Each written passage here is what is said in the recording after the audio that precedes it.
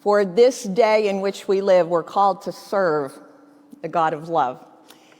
This weekend, of course, we celebrate in United States, we celebrate Martin Luther King Jr.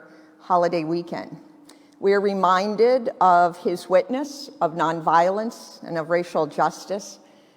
Sometimes we need to be reminded of all the other people, then and now, who've continued to work, to suffer, and some of them to give their very lives for racial justice in this country. Some are big figures that we know a bit about, and others are small children.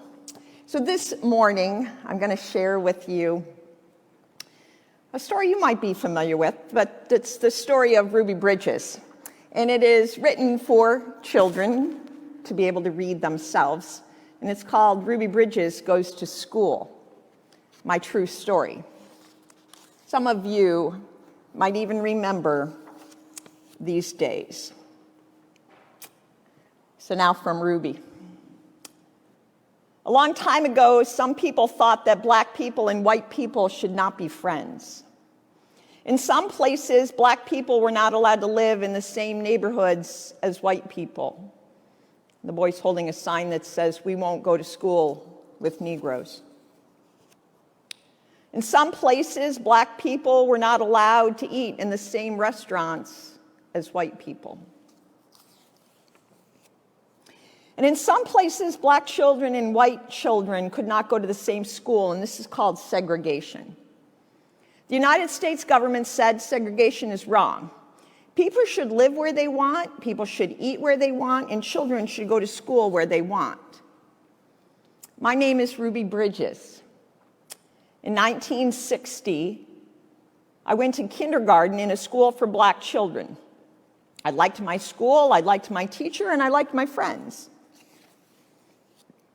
But there was a school for white children even closer to my house than the school for black children. It was the William Frantz Elementary School, and the government said Ruby Bridges should be allowed to go to the William Frantz School. In 1961, I was in first grade.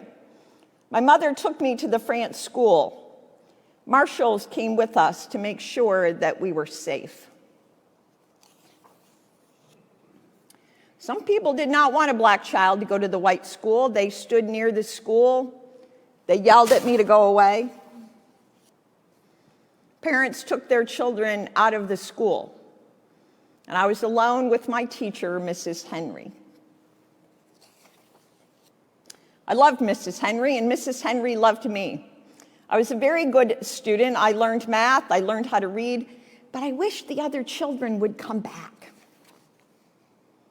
Months and months passed, and then one day, children began to come back to school. At last, I had friends to play with, and I was very happy.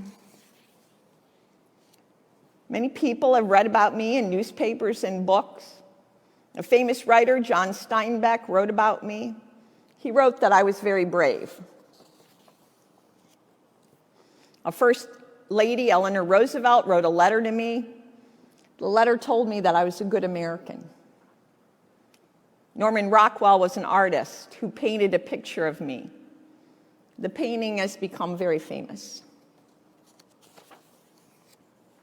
Now I'm a grown-up, I'm married, and I have children. One day, Mrs. Henry and I were both asked to be on a TV show. That was the first time we'd seen each other in many years, and now we talk to one another often. Now, black children and white children can go to the same schools, and I like to visit schools, and I tell my story to the children. And I tell children that black people and white people can be friends. And most of all, I tell children to be kind to one another. I'm just going to ask us to sit with that story for a moment.